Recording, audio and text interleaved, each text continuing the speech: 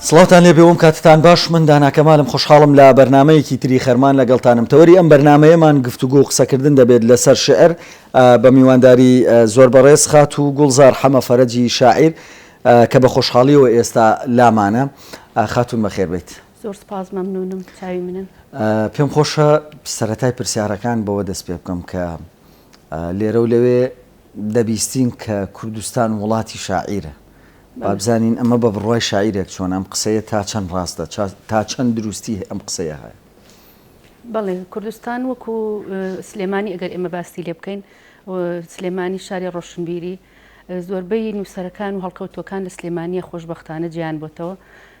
ئەمیش جۆرێکە لە دەربڕینی هەست و ناخی ئەو کەسانە بێگومان کوردیش بەدەر نەبوو لەوەی کە چەندین نەهامەتی بەسەر هاتووە. ئەمانەش ئەبنە هەگبە و کوانێک لە ناو دڵی خەڵکە ئەتوانی وەکو پشکۆیەکی هەردەم گەشاوە لە ناخە بێت بۆی دەربڕینی هەبێت ئەو کاتە. ئەمەش بووە بە هۆی ئەوەی کە شعر و جوانترین هەڵبەست و جوانترین شعر و هایکۆ و هەموو شتێک لە ناخیانە کۆ بێتەوە و دەری بڕن. ئێستا پرسیارەکەم ئەگەر بە گشتی گشتگیری بکەینەوە بۆ نمونە نەک سلێمانی بەتەنها ئایا کوردستان بەعام بە وڵاتی شاعیر ناوی دەرکردووە؟ بەڵێ بۆ پێی کە وەک پێشتریش وتم چەندین نەهامەتی بەسەر هاتووە ئەتوانم لە سەدا ئەگەر سەدی ژنەبی لە سادەنەوە بە وڵاتی شاعیر و هەست ناسکەکان من ناوزەن. بەس ڕایەکی تریش هەیە خات و گوڵزار ئەڵێن ئەو وڵاتانەی کە شاعیریان زۆر بێ وڵاتێکی با بڵێن جۆرێک لە دواکەوتوی پێوە دیارە چونکە وڵات نابێ بە تەنها هەمووان شاعیر بن. لەگەڵ ئەم ڕایانە ئاڵەن چی؟ وایە بێگومان کۆمەڵگە بێ لە هەموو چینەکان پێک بێ ئەگەر من حەزکەم هەمووی دکتۆر بێ نابێ یا هەمووی ئەندازیار بێ ئەوێ دابەشیکەین بۆ چەند چینێک دکتۆر ئەندازیار ئیشکەر شاعیر نووسەر بەڵێ هەبێ هەبووی هاوکێشەکە هاوسەنگ بێ لە هەموو لایەکەوە هەمانە بە زیاترین کە ئەوەی کە هەست ناسکی بێ و کە زۆر نەهامەتی بەسەر هاتبێ شعرەکان جوانتر ڕەنگیاوەتەوە. ئێوە بە من ئەڵێن هۆکاری ئەو هەموو نەهامەتیە کە بەسەر گەلی کووردا هاتوو و خەڵک بۆتە شاعیر و شعری بۆ نووسیوە. بەڵێ من بۆ ئەوەی ئەگەڕێنمە ئیترەوەکو ڕایەکی شخصی زۆر باشە. دەی بابزانین لە ڕوانگەی ئێوە شعر چییە؟ لە ڕوانگەی منەوە شعر ئەو کوانوەیە کە لە ناخی ئەو مرۆڤایە. شعر ئەو هەستە دەرنەبراوەیە یا ئەو شە نەوتراوانەیە کە تۆ ناتوانانی زۆر جار بە بەرامبەرەکەتی بڵێ زۆر جار لە تەنیاییەکی خۆتا لە تەنیایی خۆتا خۆت ئەدۆزیتەوە خۆت ئەدۆزیتەوە ئەو چەند هەستەی کە شعرێکی ئیلاهیە یا پەیوەندێکی و گفتوگۆیەکی نێوان خۆت و خود و خۆتە ئەتوانین لەسەر پەڕێک بینوسی ئەو کاتە جوانترین هەستی لێ پێکێ و دواییش کۆمەڵە کەسانێک پێداچوونەوەی بۆکەن و هەڵێ سەنگێنن ئیتر وەکو شعر دەرەچی ئایا مە شعری ڕۆمانتیکە شعری هایکۆیە لیرکە هەر چۆنێک بێ ئیتر مهمەوە ناخی هەستی ئەو کەسێک کە ئەینووسێت. شعر ئەوەندە ئاسانە لە ئێستادا هەموو کەس پێی بوێرە و بینووسێت یاخود شعر ژانرێکی زۆر ئاڵۆزە زۆر کەس ناتوانێت خۆی ئەسڵەن بدا لە قەرەی کامیانە لەم شعر وەکو شاعیرەکانی پێشتر و تویانە بۆ هەموو کات و سەردەم و تەمەنێک ئەبێت. بەڵام زۆرمان هەیە شاعرن سەردەمێکی کەم بەسەریا ڕۆشتۆ 1-2 ساڵ 2-3 ساڵ توانیمیانە چونکە تەنها ئارەزوێکی وەختی بووە حەزێکی زیاتی نەبووە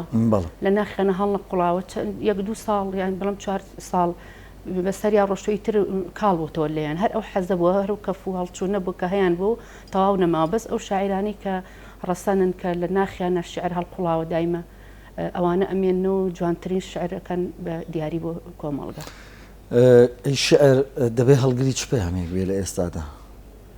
بەڵێ پەیامی نیشتیمانی هەیە پەیامی خۆشەویستی هەیە هەموو پەیامەکان چجای ئەگەر تۆ بتەوێت پەیامێک بگەێنی بە یەکێک یا پەیامێکی نیشتیمانی یا باسی خۆشەویستی نیشتیمان بکەی شعر لە هەموو کاتێکا جوان بووە لە شعرمان هەبووە شۆڕشی پێک هێناوە شعرمان هەبووە بووە بە مارش بەڵێ وەکو سرودی ئەی ڕەقیب ئەوە جوانترین کە خوێنی گەنجانی هەڵقوڵانەوە وایان کردو کە بتوانن کۆمەڵگەکان لە ڕژێمێکی بەعسی لە ڕژێمێکی ئەوانە بگۆڕن یعنی شعر زۆر هەڵگرێک و پەیامێکی جوانی هەیە بەس ئەگەر لە شوێنی خۆی و لە کاتی خۆیان بەکاربێن شتێکی زۆر جوان. شعرەکانی ئێوە پێم خۆشە بزانم پەیامی هیچ لەمانەی هەڵگرتووە کە باست کرد ئایا نیشتیمانی ئایا خۆشەویستیە ئایا سروشتە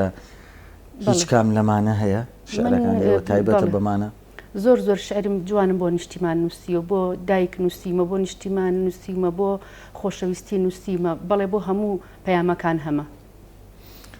وەکو شاعیرێک ئەگەر شعرت لێ بسەنرێتەوە چ هەڵوێستێکت دەبێت چی ئەکەن ئەو کات وەڵا من بەلایەمنی من ئەو کەسی کە هەڵگری شعر بێت هیچ کات ناتوانێت بەبێ شعر هەڵبکات ناتوانین چکە تۆ لەگەڵ خودی خۆتە هەم کات ئەدوێیت ئەو کاتە کە شعر لێ بسەن و تۆ ناتوانین بژیت و بەردەوامی بە ژیانە بیت شعر ئەو ڕێبازەیە کە ئەدۆزێتەوە کە شعر ئەوەیە کە تۆ بە خەڵک ئەناسێنێ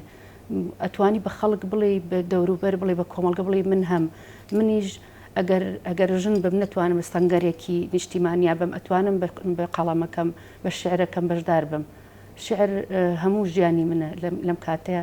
ئەتوانم بڵێم شعر و نووسین خەوی لە چای من دزیوە ناتوانم هیچ کات بەبێ شعر بژین زۆربەی ئەو کاتانەی کە ئەنووسن چ کاتە بۆ منە شاعیر هەیە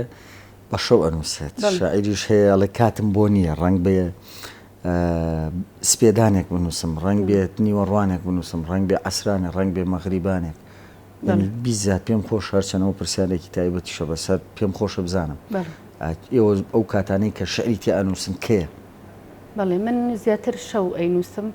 چۆن ئەڵێ هەر لە بەیانی و شتەکان لە بەبەرچاومە یەن و ئەچن ئەو شتانی ئەو خەمەی کە تۆ هەتە لە بەیانی و هەڵستی لە خەو خەمێکە لە مێشتا یەنی و ئەبێ کێشەیەکە یان خۆشەویستیەکە یان شتێکە ئیتر سەیری دەوروبەرەکەی سەیری وەزعی ئەو شار و وڵات و شوێنەکەی کە تۆی تای ئەمانە هەموویە بن بە هەگرەیەکی جوان هەمووی پشکۆیەکە بن لە کوانووی تۆیە سەر هەڵێن وردە هەمووی کۆ بێتەوە لە شەوا یەخە پێ ئەگرێ زۆر جار نەمتوانی و خۆم هەتا ئەو چەندێ شعرەی ئەگەر تەواویش نەبوو بێت چەندێ ڕێکم نووسی و بەیانی بۆ دووەم ڕۆژ هەستاوم ئەو شعرم کرد بە بەیتێکی جوان بە قەسیدەیەکی جوان یعنی خەم و ئازارەکانی ڕۆژانەیە تۆ لە شەوانە ئەینووسیتەوە ئەگەر ژانی گەلێکتان لەسەرشان بێ یان بینی بێتان ئەو کات چۆن دەتوانن ئەم دیمەنە تراژیدیە تەوزیف بکەنە ناو شعر ئەوە باشتر ئەوە جوانتر ئەو کاتە هەم تراژیدیایەکە هەم لەوانێت ببێ وەکو چارەسەرێکیش بێت تۆ ئەگەر شعرەکە چۆن دەست پێەکەی کۆتاییەکەی بە چارەسەرێک یان بە شتێک یان بە شتێکی جوان ئەی شبهێنیت ئەوە هەر زۆر جوانترە بێت و زۆر باشترە بێت لەو کاتەیە زۆر باشە ئەی چی بکرێت لە ئێستادا شعر لەو خەوشەی کە تایەتی پاک بکرێتەوە لە ئێستاە بمانەوە نەمانەوێت بۆی پرسیارەکە ڕوونتر بکەمەوە شعر لە ناو کۆمەڵێک خەوشی زۆرایە ئەنی چی بکرێت بە بڕوای ئێوە وەک شاعیرێک بۆی ئەم خەوشیە شعر لەم خەوشی کە هەیە پاک بکرێتەوە بەڵێ بەڕای من هەڵسانگانێک هەبێت هەڵسانگانێ هەبێ بۆ ئەوەی چەند ئەکادیمیەک چەند ئەکادیمی لە بواری شعر لە بواری ڕۆمان نووسین هەموو شتەکان ئەو کەسانی کە شعر ئەنووسن با بەم فلتەرات تێپەڕ بن هەچ کەس هەڵنەسێت و چونکە گوناح زمانی شعر ئێمە لە کەدارکەین من حەزم لە نووسینە شەر نییە کە هەرچیەکەم نووسی یەکسەر لە واڵەکەی خۆم لە فەیسبووکەی خۆم داینێم پێویستە یعنی کەسانێک هەن لە من شارەزاترن ئێمە هەتا سەر لێواری مەرگ هەموو کات پێویستمان بە نەسیحەت و بە چاکەکاری و هیچ کەس مرۆڤێکی کامەڵ نێ لە ئێمە هەتا ئێمە چەند جار بڵین ئێمە باشین هەر لەوانەیە ڕەنگە ما بێتمان با ئێمە ئەگەر شتێگە نووسین پیشانی یەکێک بین پیشانی دوان سیانی بین ئەمە هەیە ئەمە باوە ئەم دیمەنەی باسی ئەەکەی لە ناو شاعرانە بەڵێ زۆر بەس منەوەی لە ئێستا نایبینم لە ئێستا ئەگەر پیشانی کەسێکیشی بی کەمێک ڕخنەی لێ بگری زۆری پێ ناخۆشەوە بەس ئەو دیمەنەی کە بەڕێستان باسی ئەگەر من لە یعنی بە خوێندنەوە بەری کەوتوم کە ماوسە عەبدوڵڵا گۆرانی شاعیر و شێخ نووری شێخ ساڵح و کامەران موکری و کۆمەڵێک لەو شاعیرانەی لەو سەردەمایە هەبوون ینی شعریان ناوە بەیە کە بیخوێنەوە بزانن کەم و کوڕی ئەم شعرە لە چیایە ئەنی ئەو زۆر جار بمبورە لە گۆڤار و مجەلەکانە خوێندومەتەوە بەر ئەو دیمەنانە کەوتوم بەس بۆ ئێستا گونجاوە ئەوەی باسیەکەی بەڵێ من وەک خۆم وەکو ڕای تایبەتی خۆم من ڕخنە و ڕخنەگرتن و ڕخنە قوڵکردن وەک دوو شاباڵ ئەبینم کە نووسەری پێ ئەفڕێ نووسەری پێ بەرز دەبێتەوە لە چاو خۆشی و لە چاو دەوروبەری ئەو دەوروبەری ئەکادمی کە لە شعر زانن ئێستا من زۆر یەکێکم لەو کەسانی کە زۆر حەزەکەم ڕخنم لێ بگیرێ ڕەنگە من پێیم بە شتێک نەبرد بێت تۆ لە من باشتری یان بە تەمەن یان لەوانەیە من ئەگەر سە کتێبم خوێن بێتەوە تۆ دوو سە کتێب بخوێن بێتەوە چۆنەڵی بارگراوردی نووسین خوێندنەوەیە ئێمە هەتا بخوێنینەوە لەویا فەرقەکەی من و تۆ شاعری من شاعرم لەوانێ من کاتەکەم یان وەختەکەم هەر ئەو نەبوو بێ کە بتوانم کتێبم خوێن بێتەوە بەس تۆ زیاتر خوێنەوە زیاتر ئەزمون هەیە ئێمە هەتا ئەو کاتەی لە لێواری مەرگان وەکو پێشتریش وتم پێویستمان بە ڕخنەیە پێویستمان بەوەی یەکێک بڵێ تۆ ئەوە کرد ئەو شەی وابوو یان ئەوەی وابوو لەوێ چاکیەکەم ڕخنەگرتن زۆر باشە پێویستە ئەو شاعرانە بە فلتەرا بڕۆن بەو مامۆستای زانکۆ و ئەکادیمی و ئەمانە پێیان بڵێن ئاوە ڕێوشێنیان بۆ دانین زۆر ئاسایە ڕخنەگرتن شتێکی زۆر جوان باسی فلتەرت کرد کەوتت بڕۆمایە کە فلتەرێک هەبێ بەس هەر بە بڕای ئێوە ئەو فلتەرە هەیە لە ئێستادا تا بتوانرێت بۆ نمونە نووسینێکی باش لە نووسینێکی خراپ جیا بکاتەوە شعرێکی باش لە شعرێکی خراپ ڕۆمانێکی باش لە ڕۆمانێکی خراپ چیرۆکێکی باش لە چیرۆکێکی خراپ جیا بکاتەوە بێگومان تۆ ئەو گوزاری کەتیاییت ئێستا من وەک کە شاعیر بم بە دڵنیاییەوە بۆ جبێ یعنی کۆمەڵێکی چاک ڕەفیقم هەیە کە هاوڕێ من کە ئەوانی شعرن ئیتر نووسەرن ئایا لەباری ڕۆمانە لەباری چیرۆکە لە بەخشانە شعرایە من هیچ کات شعر و یان هیچ شتێکم بڵاو نکرد دەگەر پیشانی یەکێکم نایابێ زۆر حەزیشم کردووە کە ڕخنم لێ بگیرە بەس بەعزێک یعنی بڵێن هەنێک کەس ئەوانیش دەگمەن بە پەنجەی دەست ئەبژێرێن هەر خۆیان هیچ ڕخنێک قبول ناکەن نە لەباری ژیانی خۆیانەوە نە لەباری تەنانە هەڵسو و کەوت و ناخواردنی ڕۆژانی زمانە پێش بگەن ئەوە سەر ناکەون هەروکو کە پێشم وتی پێشتر هەر 3-4 ساڵ ئیدامە بە شعر و نووسینێن چونکە نووسین پش و درێژێکی زۆری ئەوێ لە خۆبردەیەکی زۆری ئەوێ من ئەبێ و شعرە بە تۆ پیشان بەم لەوانێ لە شعرەکە دێڕ بێت تۆ هەشتی بەدڵ نەبێت یا چواری بەدڵ نەبێت ئاساییە من لای ئەبم هەر ئەو دووبیتە هەر ئەو دوانە لەسەریدا ڕژمەوان شعرێکی جوانتر ئەو کاتە بڵێ ئێستا هەچەند جوانتر ئەو کاتە من پێی بەرزەبمەوە پێی گەورەترە بە پێی جوان چووکە تۆ تەرجیعکردنێکیشە تۆ لە من شارەزاییتر هەیە ئەوە زۆر شتێکی جوانە ڕەخنەگرتن زۆر باشە لە جیهانی مەجازی سۆشیال میدیا و تۆڕە کۆمەڵایەتیەکانە بەر کۆمەڵێک دەق ئەکەویت مەبەسم دەق شعر ئایا ئەم شعرانە شەوانە زۆر جار کە خوێنیتەوە ئیتر هەم لە جیهانی کتێبە هەم لە جیهانی ئەو سۆشیال میدیایی باسم کرد سیر ئەەکەیت زۆرێک لە دەقەکان کۆپی یەکترین ینی شاعیرەکان بۆ نمونە شاعیرێک هاتووە دەقی شاعیرێکی کەی هێناوە بۆ خۆی ڕنگ بێت فارزیەکی لێگۆڕی بێت ڕنگ بێ وشەیەک ڕنگ بێ پیتێک ڕنگ بێت تایت ناونیشانی شعرەکە پێم خۆشە قسم بۆ بکەیت سەبارەت بەو کۆپیکردنەی کە لە ئەمڕۆیە لە شعرا باوە بەڵێ ئەو شتانی کە وەکو پێم وتی پێشتر شعر لە ناخەوە دەرەبڕێت تۆ ئەگەر جارێک ناخی خۆت نەڵێ 2 جار نێڵی 3 جار نێڵی ناتوانانی بەردەوام بیت جارێکی من بێ جارێکی تۆ جارێکی یەکێکی تر بێت نووسی بێتە ناتوانانی ئیتر ئەو شعر نووسین و نووسین ئەبێ لە ڕەچەڵەکەوە یان بۆت ما بێتەوە یان حەزێکی ذاتی خۆت بێت ئێستا من ئەڵێم بەریداری فەنتازیا و چەند ڕاستیەک بوون بە هەوێنی ئەوەی کە من ئەم حەزی نووسینە زاتیم بۆ دروست بێت ئەم حەزە زاتی خۆم بۆ نووسین ئەوە بوو کە ئەم فەنتازیا و حەزم لە خەیاڵ بوون بە ڕووناکی لە مێشک و لە هزر و لە ڕۆحی منە ئەگەر تۆ ئەم فەنتازیایە و بەرەو خەیاڵ بوونە و بەرەو ژیان و ڕوچوونە ناو ژیانە نەبێت جارێ 2 جار 3 جار دەردی کوردی خۆمانەڵێ هیچ کات گۆزە بە ساغیلەکانی نایەتەوە جارێ هاتۆ دوان هاتو تۆ هەر نەوتوانی ئەو کاتە شعرەکە بەردەوام نابێت هیچ جوانێکیشی پێ نابەخشێت یعنی تۆ شعرێک ئەبێ بنووسی بەرامبەرەکە و هەستی پێ بجوڵێ یان وەکو خۆمان ئەڵێ ئەبێ کتێبێ بخوێنی تۆ بووگۆڕێ لە شوێنێکەوە بۆ شوێنێکی تر ببە ئەو شعرش هەر طبعاً ئەو کتێبە چیە ئەو شعرە یان بەخشانێکە یان شتێکە ئەگەر لە ناخەوە نەبێت لە کوردواری خۆمانەڵێ شتێکە نووسێ بێت لە دڵەوە بگا دڵ ئەینووسی بگاتەوە دوجار شاریژ ئەحساس کە تۆ هەموو دقی ئەو شعرە و یا ئیستیعارە بوو هی یەکێکی تر بوو هێنابوت ناتوانانی ئەو ئیدامە بی بەو شعرە و بەو شتێک کە ئەینووسی زۆر باشە پێم خۆشە بزانم بە بڕای ئێوە شعر هیچ گۆڕانکاریەکی بەرەو پێشەوەی بەخۆ بینیوە ئەنی شعر تەکانێکیاوە بۆ پێشەوە بڕات بزانم گۆڕانکاریەکی بەسەرا هاتووە لە ئێستاە بڵێ هەرچەندی من شاعری زۆر جوان و کاڵە نووسری جوانوانە بوو وەکو مەحوی وەکو ئەوانی پێشووتر گۆران و نالی و سالم هیچ کات ناتوانانی وەکو ئەوان یعنی کە شعرێک کە بیتێکیان و تۆ لەوانەیە دۆخێکی پێگۆڕابێ بەڵام حەقیش ئەین بەمانەی ئێستا بە هەر زۆر ئینسان زەڕوی سفر نەکات شعرمان هەیە و شاعیرمان هەیە کە زۆر جوانن بەس هەر ناگات بەوانەی کە جاران ئیسا مەولانە لەو شعرە جوانانەیە ناتوانانی ینی هەمووی یەکی قەسیدەیەکە هەموو شاکارێک سەردەمێک نووسیوانە بۆ نمونە قۆناغی کلاسیک بووە قۆناغی کلاسیک قۆناغی ڕۆمانتیکیش هاتووە دواتر ریالیزم دواتر سوریالیزم و پەرناس و کۆمەڵێ بەڵام لە ئێستادا مەبەسمە عنی قۆناغێکە بۆ نمونە ئێستا هەیە بە شعر بە پەخشانە نووسێ پەخشانە شعرە نووسێ هەیە لیرکە نووسێت هەیە وەزن و قافیە نووسێت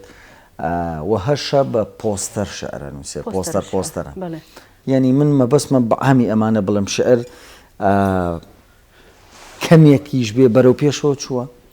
بەڵێ بەرەو پێشەوە چوو ئێستا ئێمە شاعیر شەرکۆبێ کەس کە ئەو پایەیەکی شعری ئەدەبی کوردی بوو شعرەکانی هەتا بڵێ جوان بوو بڵێ سێک بوو لە جوانی دوای ئەو هەمانە ئێستا کوڕەکەی کە وەکو خۆی شعرە نووسێ کاک هەڵۆ کتێبێکی من لە بەردەستما بۆ خوێندنەوە بۆ کردکە لە کوردستانی نوێژ بڵاوم کردوێتەوە شعرەکانی هایکۆیە زۆر جوانە یعنی چۆن ئەڵێ لە کوردواری خۆماناڵێ ئەو سیرکردنی ڕۆمانێکی هێنا بەڵام ئەوێژ ئەتوانی لە دوو دێڕیا ئەگەر کەمتر بڵم ڕۆمانێک هێنا بەس ئەتوانی شاکارێکی لێ بدەین بەس بە بڕای شعر میراتگیریە لە هەندێک کاتا میراتگیریە بەس بە شعر جوانی لەوە هەیە کە کورسێک نییە هەموو کەس لە سەریدا بنیشێ وایە ڕاستەکەی ئەوەش هەیە بەڵام شعرەکانی هەڵۆ شێرکۆبێ کەسیش تقریبا هیچی لەوانی باوکی کەمتر نییە ئەگەر بڵێ میراتگیریش نەبێ وەکو خۆی لە کتێبەکە باسی کردووە حەزێکی ذاتی خۆی بۆ ئەویش بەس شێوەی ئەچێتەوە سەر باو زۆر باشە بزانم ستایلیش یان شێوازی شعرەکانی خۆت چۆنن ئایا بە ڕۆمانتیکی ئەنووسن بە کلاسیک ئەنووسن بە پۆستەر ئەنووسن بە لیرکە نووسن شێوازێکی لە خۆ گرتووە شعرەکانی ئێوە بەڵێ من خۆم خاوەنی 6 کتێبم سپاس بخوا ئەوە بوو زادەی خەیاڵم توانی یارمەتیام ئەو ڕۆشنایەتکانە ناو هەزدر و هەستمەوە کە بتوانم ئەم 6 کتێبەی خۆم بە چاپ بگەێنم لە زۆرێک لە ڕۆژنامەکانە ڕۆژنامەی کوردستانی نوێ و خەبات و لە زۆر سایتەکانە ئەنووسم ئەوانی کە من نووسی و من پەخشانە شعرن ڕۆمانن تێکستی ئەدەبین بەس من تا و ڕادەی زانیاریم هەبێت پێم وتراوە کە لە بواری زانستی شانووسن بەڵێ لە بواری زانستیشە هەر ئەوە بوو کە پێم وتی چونکە خۆم لە هەموو چەمکەکانی نووسینە حەزەکەم بنووسم وەکو ئەم کتێبە تازەی ئەخیریانم بڵێنم کۆتایی کتێبم زانستی جەستەیە ئەوش باس لە هەموو ئەو نەخۆشیانە ئەکا کە بەرەنگاری مرۆڤە بنەوە ئەویش نەخۆشیەکان و چارەسەرەکان هەندێکیان بە دەرمانی کوردەواری هەندێکیان بە دەرمانی هینە هەردێکیان بە عیلاج تەبیعی و شێلان و ئەوانەیە زۆر حەزم کرد وەکو بەس ئەوە لە سایتە عەرەبیەکانەوە وەرم گرتووە بە عەرەبی و وەرم گێڕاوتە سەر کوردی ئەویش وەکو کتێبێکی چۆنەڵی پزیشکێکی نزیک لە خۆتەوە لە ماڵەوە چەند کتێبتان تایبەتە بە شعر 5 کتێبتان 5 دیوانە 5 دیوانە بەڵێ 5 دیوان شعرتان هەیە بەڵێ زۆر باش بابزانین گەشتبینی و ڕەشببینی لە شعرەکانی ئێوەیە تا چەند ڕەنگی داوەتەوە ئایا شعرەکان گەشتبینی تایە یاخود هەمووی گەشتبینیە یاخود هەمووی ڕەشببینیە یاخود ئەتوانرێ بوترێ ڕەشببینیشی تێکەڵە ئەم کام لەمانەیانە بەڵێ شاعیر وەکو تای تەرازویە گەبێ لە هەردوو لای هەبێت ئەگەر من هەر بەش گەشتبینی بنووسم کەسانێکە هەن حەزەکەن لە کاتێکی خەمباری لە کاتی تەنیایەکی خۆیانە حەزیجان لە شعرێکی تراژیدیا بەیانی باسی ئەو حاڵەتی ئەوان بکات بیخوێنەوە هەستکەن ئەوان خۆیان نووسیانە من هەموو کات حەزەکەم شعر بۆ یەکێک بنووسم کە خوێنی و هەستکە خۆی نووسیوێتی لەبەر ئەوە وەکو پێم وتی وەکو تای تەرازوی وایە لە هەردوو بەشەکە تراژیدیا و ئەوی تریژ هەردوو بەشەکەی هەمە بۆەوەی تەرازۆکە هاوسەنگ بێت ئەی شعری ئێستا ئێمە لەکوایە شعر لە ئاستێکی باشایە لە ئاستێکی جوانایە وەک پێم وتی دوای ئەوانی کە ئێمە شاعری ترمان هەبوو دوای نالی و مەحوی ئێمە بەڕێز خوسرە و جافمان هەیە لەتیف هەڵمەتمان هەیە ئەوە بوو پێش ئەوانیش فرۆغی فرۆغزاد کە شاعیرێکی ئێرانی بوو ئەویش هەر شاعیرێکی یاخی زۆر جوانی فارسی بوو ئەوانەمان هەبوو دوای ئەمە خسرە و جافمان هەیە ئەم شاعیرانش وا ئەکەن کە ئێمەش ئەگەر ببین بە قوتابیەکی ئەوان هەڵگری ئەو پەیامەی ئەوان بین ئەگەر لەوان باشتر نەبین لەوان بڵین ئەگەر هەر بەو ڕێچکە ئەوانیش بڕۆین زۆر زۆر باشە. ئەمەکەم بە کۆتایین پرسیار چونکە ماوەی بەرنامەکەم تەواو بووە هەست پێم خۆشە بزانم ئەزمموی خوێندنەوەتان وای کرد کە شعر بنووسن ئەنی مەبەسمە ئەم پرسیارە بە دوو شێوە بکەم خوێندنەوە کاریگەری لەسەر شعر نووسین هەیە یان هیچ پەیوەندیەکی بە شعر نووسینەوە هەیە؟ بەڵێ زۆریش تۆ هەتا بەردەوامی و بە ئیدامە نەی بە مێشک بە خوێن چۆن جارانیان و مۆسیقا خۆراکی ڕۆحە ئێستا چۆن مۆسیقا خۆراکی خوێندنەوەش بۆ ئەوەی تۆ کە نووسینێک ئەنووسی بەهێز بێت تۆ بۆی لە هەموو پنت و شەکوردی و لە هەموو ڕاز و ناخ و هەموو شتێک تێبگەی اینجا بتوانانی دێڕێک بنووسی ناتوانانی ئەگەر تۆ بارگراوندێکی جوانی خوێندنەوە نەبێت ئەگەر لە هەفتەیەکان نتوانانی کتێبێک تەواوکەی ناتوانانی لە هەفتێکە شعرێکی جوان بنووسی لەبەر ئەوە خوێندنەوە ئەگەر تۆ ڕۆژێک بنووسی بێ هەفتێک بخوێنیتەوە لەبەر ئەوە خوێندنەوە ضرورە زۆر زەرورە بەڵێ زۆر لەم ئیشەی ئێمە پێویست و ئەبێ دڵنیای لێ سەر بکەینەوە کە بە بەردەوامی بخوێنێتەوە نووسەر. زۆر باشە خات و گوڵزار حەمەفارەت خۆشحاڵ بین کە ئەم جارە میوانی بەرنامەی خەرمان بوویت. زیاتر چاوی منم زۆر سپاس بەسەرکردنەوە قوربانتانم هەر بمێنن بۆ ئێمە زۆر سپاس دووبارە بەڵە بینەرانی بەڕاست بەم شێوەیە هاتینە کۆتایی ئەم بەرنامەیە و تا بەرنامە یەکتر بەخواتان ئەسپێرم خواتان لەگەڵ.